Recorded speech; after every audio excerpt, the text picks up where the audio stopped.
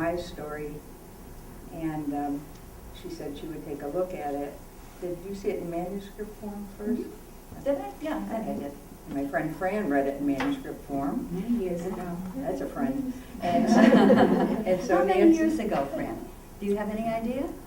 At least 10? dinosaurs. Really? Yeah, Ah. I think so. 10 years ago? Might have been. Writers never give up. Well, you know, And I thought it was amazing. She encouraged me. I thought it was And amazing. I think you read it in manuscript form too, Ellen, yeah.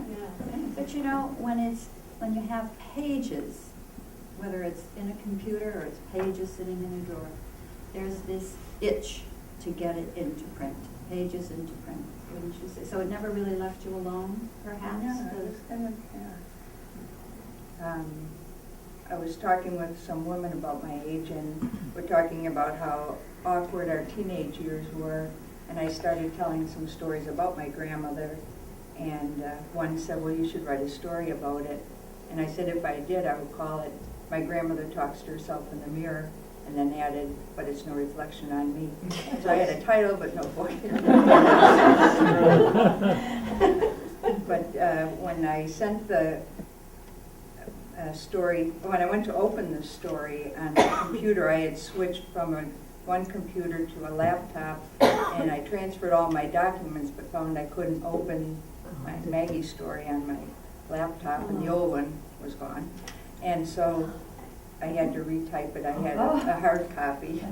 And then when I sent it to Nancy, you had upgraded to a Mac. Oh, it was and so terrible. we had some glitches Oh, there. was it just a terrible thing? But luckily Nancy persevered, and we got it. We got it going. We got it. And the way we did it was Karen did print on demand, and so you were able to print the number of books you wanted, and then you've gone back at least once to twice to print more. Yeah. So you're only buying what you want, which is good. Well, when you finally got it in book form, did you have a sense of completion? I did. When Nancy put that book in my hand, it felt so good after all that time. Like another child. Yes. The actual process of writing a book and getting the pages into print takes you down a new path. And I've seen this happen with a couple folks here in town, and it's an experience like you probably have never had anything quite like it. And can you share some of that? The actual writing, the original time, it went pretty quickly, but rewriting and rewriting, that's what took the time. But I never gave much thought to a cover of a book, the color, what pictures you want, the font that you would have, the placement of it. And Nancy was wonderful helping with all of that, and even the size of the font inside, how it's set up. So there's a lot of things I never would have thought about, or I could never have done on my own. But look how it expanded your horizon. So we have a book. And Karen is going to read some things, but before she does anyone have any? Yeah? I just want to say I think Maggie's the most wonderful narrator. She's such a genuine person. The reader can identify with her. She's very down to earth, and she has a lot of concerns about things, but I really think she's a very good character. Maybe we can write about her in another book too. She's very good. I'd just add to that, I so liked the family. I was sorry when the book was over to have to leave these people, because they were all kindly to each other and enjoyable family to spend some time with. And I have to thank Adrian for all her help, giving me that push to get up there and talk in front of people, which I'm not comfortable with. Well, you wouldn't know it from today. Billy, did you have a comment? Yes. When did you decide to write the book? At one point, and how was this was long after you had had your experience with your grandmother, right? Long after. And you just thought back over it and decided it would make a good story, or? Just one day when it kind of formed in my head that I'd like to do a story about my grandmother, but I wasn't quite sure what format to use. You didn't want to make it autobiographical. You wanted to have a story. I don't know, I thought about my own grandmother, but when I started writing it changed all, Yeah. I don't know how, but and it just changed. It was better to do it through somebody else, I Yeah, guess. maybe. Yeah, yeah. I think, Karen, it's a very tender story, because I think we've all been in the experience now, in this year, going into mega nursing homes with locked Alzheimer's units, and some of the people are missing the intergenerational contact with other generations. And it's kind of a sad commentary on the times. It really is. One of the things that I think is so good about it is but it's no reflection on me. That is such a teenage sort of a thing. You know, it's you want to distance yourself, even though you love the person very much, but you know, you don't want that to reflect on you either. So I think that's a subtle but interesting point. Did I see a hand, Tom? Yes, I'm curious. I gather that in a way you decided that you had a story to tell, and this is the format that you used of creating these alter egos, these intriguing alter egos.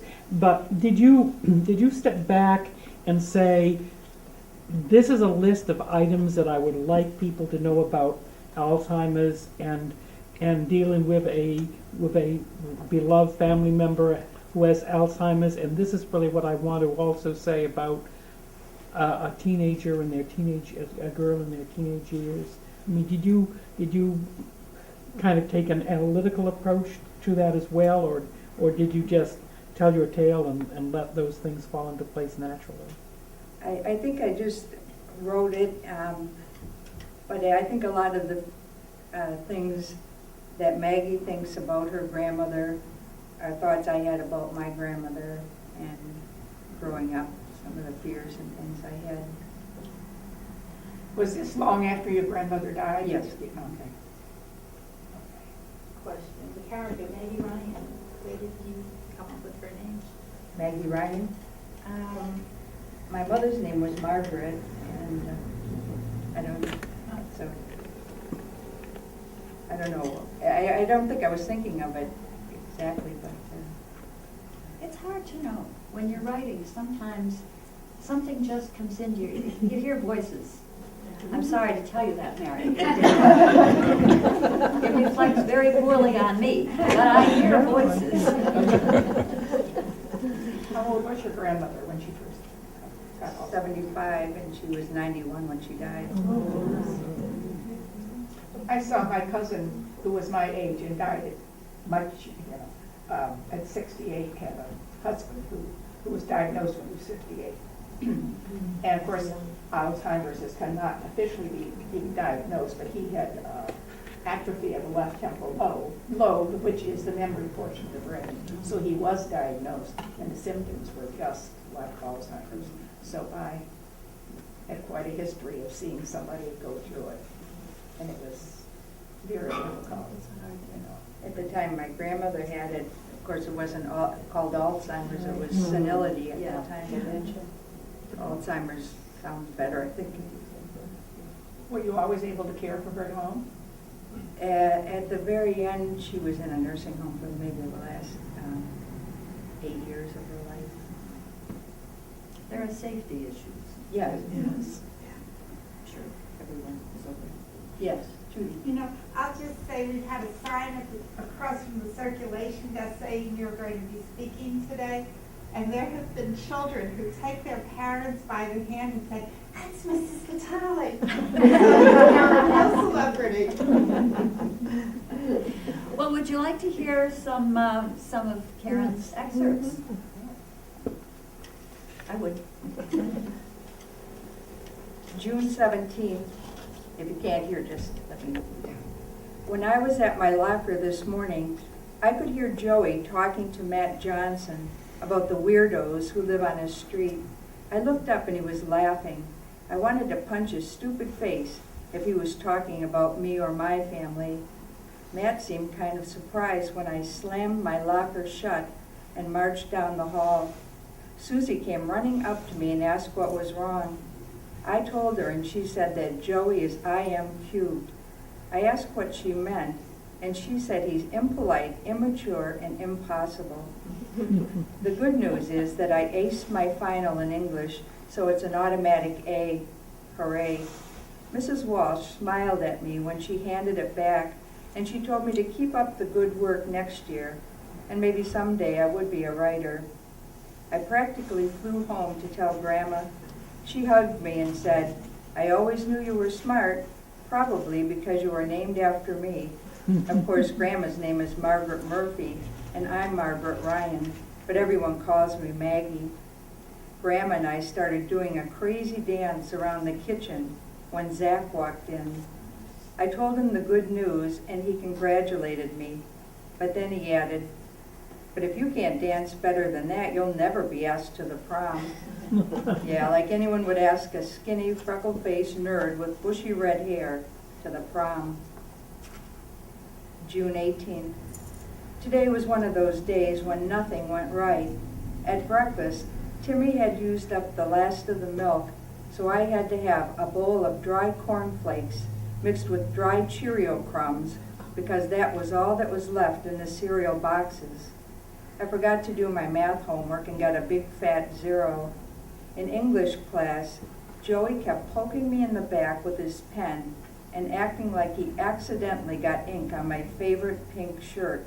He got me so flustered that I gave the wrong answer and everyone laughed. When I got home, I couldn't find Grandma. I called and finally found her in Mom's room. She was standing in front of the mirror, whispering into it. As I got closer, I could hear her say, "Where are the folks? Can you take me home?" I put my arms around her and I said, "Here I am, Grandma. I'm right here." She looked kind of dazed, like she was under some kind of hypnotic spell or something, and then she asked me if I could take her home to the folks. I started crying and saying over and over, "You are home, Grandma. This is your home." Finally, she looked at me and asked, "Then where are my folks?" Mom came home about 5:30, and I told her what happened. She just looked at me, shook her head, and looked really tired. She said, "I've made an appointment for Ma with a specialist tomorrow. Maybe we can find out what's going on." June 19th. Mom and Grandma were gone for hours. When they finally got home, Grandma looked upset and went to her room. Mom looked sad and, if possible, even more tired. "What's wrong with Grandma?" I asked. Mom just shook her head and her eyes got teary. "Is she going to be okay? What is it?" I could hear my voice getting panicky. Mom sat down and pulled me next to her on the couch. She said the doctors did a lot of tests, and it looks like Grandma's in the early stages of Alzheimer's disease. I said, "She has old-timers disease? I think I've heard of that." Mom said, "No, it's called Alzheimer''S disease. It isn't life-threatening, but it does have to do with the loss of brain cells." She said we would have to have a lot of patience dealing with Grandma, and some days it would be okay, and other days would be tough. I ran into my room and hugged my old panda bear, Jimmy Ray, and I cried for a long time. June 24th. I've been looking up this disease that Grandma has on the internet at the library. It's also called dementia. I put that on my vocabulary list and looked it up. Dementia, severely impaired memory and reasoning ability with disturbing behavior. That pretty much describes what's been going on with Grandma, but just thinking about it too much makes my head ache and my stomach feel jittery. It seems like there isn't too much that can be done for dementia.